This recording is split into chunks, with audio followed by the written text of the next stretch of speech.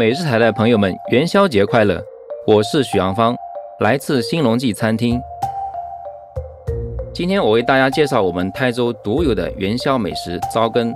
正月14我们吃咸糟羹，15吃甜羹。这元宵节有多热闹，碗里的糟羹就有多热闹。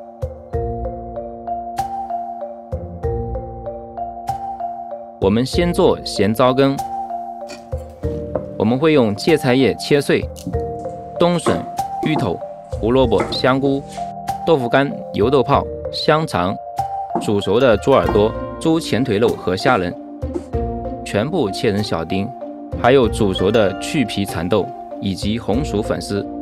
这就是我们台州人叫的豆面，泡冷后，然后用剪刀剪碎。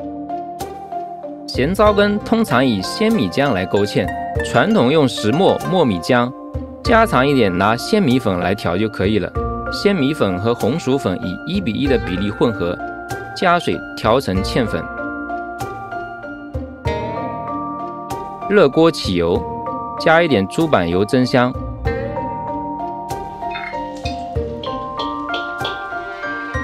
然后放猪肉末、香肠炒熟。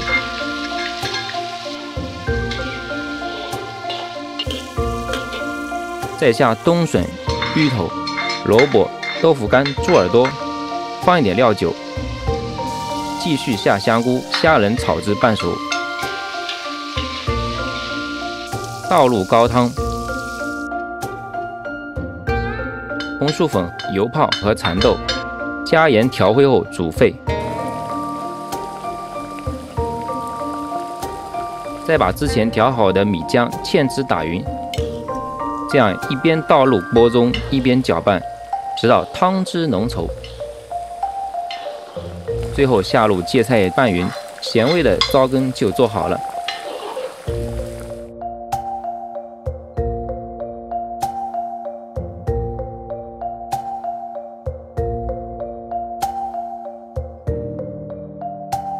甜羹做法类似，只是用到的食材会不一样。用去核红枣、去皮的马蹄、桂圆肉、金桔饼切碎，以及熟蚕豆，芡汁直接用薯粉加水调和就可以了。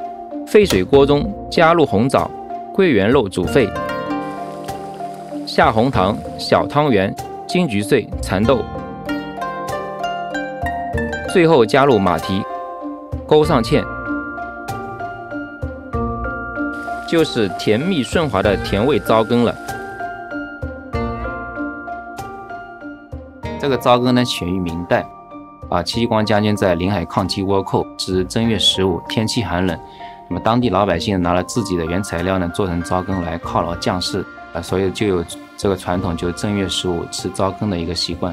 糟呢是指以前做黄酒留下来的一个酒糟，那么以前呢吃了酒糟呢可以暖胃暖身体，那么现在呢就是因不放这个原材料了，就是根据现代人的一个饮食习惯做了一些调整。那个糟羹呢，就是有一个习惯，就是14吃咸糟羹，15吃那个甜的糟羹。之后呢，小朋友会去街坊邻居那里讨着吃，被讨着吃的那种家里呢，你吃的越多，代表他今年财运就越旺。糟羹呢，就是不用筷子，不用勺子，可以沿着碗边吸着吃，可以根据自己的喜好来增加百家百味。芥菜、香菇笋丁、芋头、肉是固定比如说三门，它可以沿海可以加一些虾仁牡蛎一些海鲜进去。